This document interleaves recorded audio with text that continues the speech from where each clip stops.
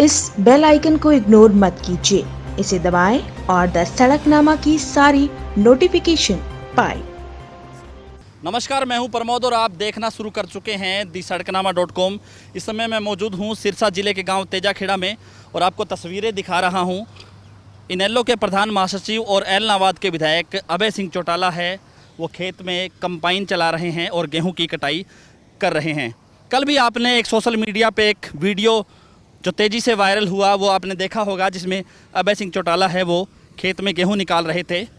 और आज हम दूसरे दिन भी आपको वही तस्वीरें दिखा रहे हैं कि आज दूसरे दिन भी अभय सिंह चौटाला है अपने फार्म हाउस के समक्ष जो गेहूं की फसल है उसकी कटाई कर रहे हैं। और सीधी तस्वीरें हम अभय सिंह चौटाला की दिखा रहे हैं। और ये कह सकते हैं कि इन दिनों लॉकडाउन है और उसको लेकर के कहीं ना कहीं अभय सिंह चौटाला है वो संदेश देना चाहते हैं कि अपने खेत का काम खुद करें।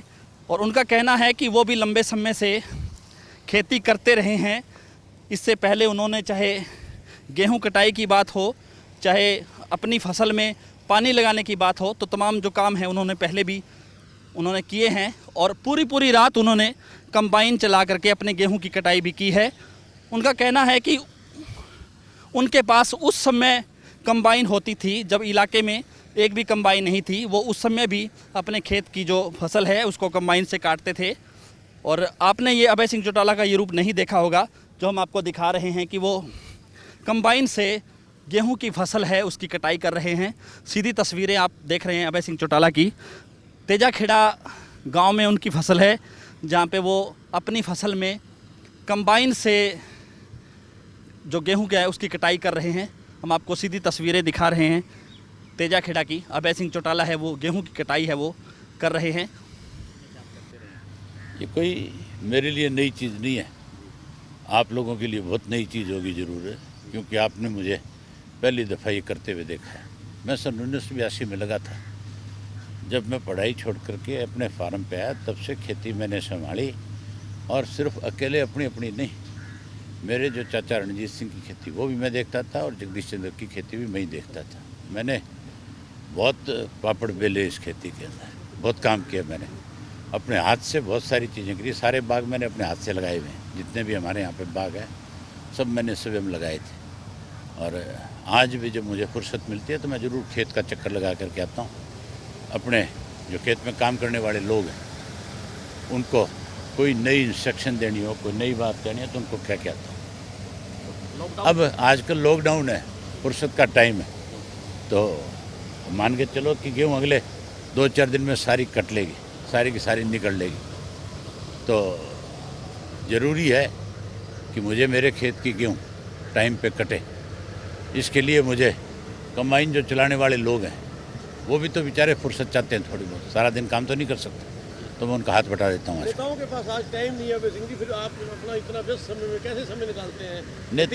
नेता तो अपने घर में बैठे हैं सारे। चीफ मिनिस्टर 5 बजे आता है, 5 बजे आकर के ना किसी की सुनते, अपनी बात क्या कि 5 से 5:30, 5:15, 20 मिनट में, आधे घंटे में ख़त्म करके फिर चले जाते हैं। सारे फुर्सत में हैं। कौन से को काम है मुझे बता दो, कोई एक भी नेता आपको कहीं ऐसा लग रहा है जो कोई काम कर रहा है?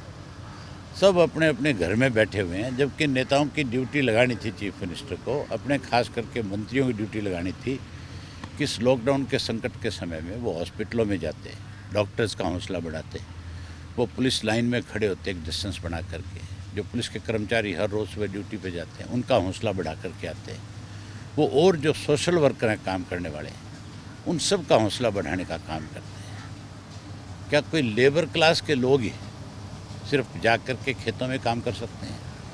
क्या वही लोग जो है कहीं और दूसरी फैक्ट्री में जा कर के काम कर सकते हैं? क्या उनको कैसे बचाया जाए, इसकी जिम्मेवारी प्रदेश के नेताओं की नहीं है?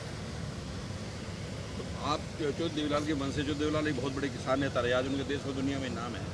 आप लंबे टाइम से खेती करते आ रहे हैं, एक खेती परिवार से हैं, तो आज क्या पोजीशन मानते हो आप किसान की और खेती की? फसलों के रेट में किसान को तो लूट लिया।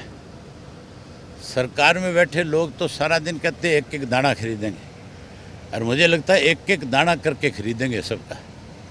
जिस ढंग के आदेश आ जाते हैं, बरासरी गांव का जो सरपंच है उसका जो कजन ब्रदर है उसके पास 2 एकड़ ज़मीन है, मैंने लिस्ट भी आपको मुहैया कराई है।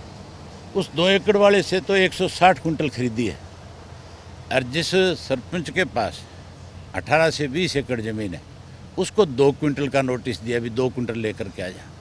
मेरे पास जहाँ 76 एकड़ में गेहूँ है, मुझे कहते तू 5 क्विंटल ले आ। दिवालिया पिट गया कि नहीं पिट गया इनका? ये तो किसान को कैसे परेशान किया जाए। इस इलाके में जौ की खेती होती है, और जो है घर में नहीं रखा जा सकता। हमारे यहाँ कहते हैं जो अगर ज़्यादा दिन पड़ा रहे तो शाट मार जाता है।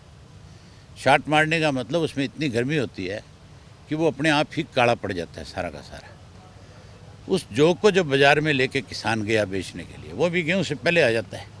उसको जब बेचने गया तो मंडी में जो इनके अधिकारी बैठे हैं उस किसान को आगे से पड़ गए और उसको कहने लगे तेरी हिम्मत कैसे होगी यहाँ जो ले आया के, ऊपर से आदेश ही नहीं है जो खरीदने के, तू बिना मतलब क्यों ले आया। वो कहने लगा मैं इसको रखूँगा, घर में रखूँगा तो ये ख़राब हो जाएगा, ये तो तुरंत निकलता है और तुरंत बिकता है।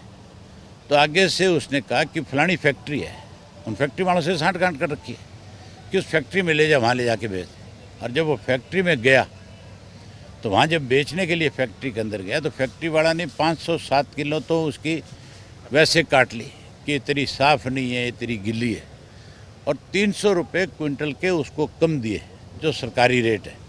और ऊपर से ये कहा कि अगर तैने कोई छोटी मोटी इधर उधर की बात कहीं बार जा कर के करी तो तेरे खिलाफ पर्चा दर्ज करा देंगे हम। इसी तरह तारी मीरा जो सरसों का दूसरा रूप है, जो बहुत सारी मेडिसिन में काम आता है, उसको किसान जब बाज़ार में बेचने लेके गया तो जो खरीदने वाले हैं, कहीं मास्टर लगा रखे है, कहीं कोई और कर्मचारी कोई जेई लगा रखे है, उनको बेचारों को क्या पता है सरसों क्या है, तारी मीरा क्या है। वो कहने लगे ये पीले रंग का तू सरसों कहाँ से ले आया, ये तो खरीद ही नहीं सकते हम। तो तारी मीरे वाले को भी अपना तारी मीरा अपने घर वापस ले जाना पड़ा। तो दिवालिया हो चुकी है सरकार, ऐप लॉन्च करती है और कोई काम नहीं है स्वयं ऐप लॉन्च करने का। आपने गेहूँ बेची, आपको जो परमिशन मिली थी? मैंने बताया तो था कि मैं 5 कुंटल लेके जाऊंगा नहीं। मेरी 76 एकड़ का जिस दिन वो मुझे आके कहेंगे कि ले तू हमें ये सारी दे, तब तो मैं सोचूंगा कि इनको दूँ करा दूँ कम वक्तों को। अदरवाइज मैंने फैसला कर रखा है कि अगर ये परमात्मा ना करिए बीमारी ज़्यादा लंबी चले, ख़त्म हो जाए, हम तो ये चाहते हैं। और अगर कोई लंबी चली और कहीं मेरी गेहूँ की ज़रूरत पड़ी तो दाना दाना ही दे दूँगा। अब इसका शॉर्ट आउट क्या निकलना चाहिए? किसान की गेहूँ आज मंडियों में बर्बाद हो रही है, घरों में रखने को जगह नहीं। आज बर्बाद नहीं हो रही, किसान को लूट रखा है सरकार ने। अब तक किसी एक किसान के खाते में एक नया पैसा नहीं आया है। व्यापारी को तो कह दिया तेरे को तो 400 करोड़ तेरी आड़त दे देंगे। किसान का पैसा कहाँ है, किस खाते में है, कौन से बैंक में है, कहाँ किसान जा कर के अपना अकाउंट खुलवाएगा। ये कहते हैं कि डिस्टेंस जो है सोशल डिस्टेंस रखो बना करके। बैंकों में गरीब आदमियों के 1000 रुपया डाल दिया। अब सारा गरीब आदमी खेत में काम करने की बजाय बैंक के आगे लाइन लगा करके खड़ा, आप जाके देख लेना। और वो सारा दिन एक ही बात पूछते हैं, मेरा 1000 रुपया आ गया क्या? जहाँ वो 1000 रुपया पता करने के लिए 2 दिन अपने ख़राब करता है, वहाँ 1000 रुपये दिहाड़ी के मरते हैं उसके साथ में। उस गरीब को भी इन्होंने तो परेशान कर दिया। इस टाइम में 1000 रुपया डालने की ज़रूरत नहीं थी, इस टाइम में तो उसको खेत में काम करने की ज़रूरत थी। पैसा उसके खाते में आप तब डालते जब बिल्कुल खाली समय होता, जब उसको कोई काम नहीं होता। आप डालो, अच्छी बात है, गरीब की मदद करो, लेकिन गरीब को मदद करने के बजाय उसको परेशान ना करो। इन्होंने तो उसको भी बैंक की लाइन में खड़ा कर रखा। आप जाते हुए देख लेना बैंकों के आगे, ये अबूशर गाँव रहा, यहीं से आप जाते हुए देख लियो। मेरे गांव में चले जाओ, बैंक के आगे कितनी लंबी लाइन है, हर बैंक के आगे। तो सारी लेबर क्लास तो बैंक के आगे खड़ी है।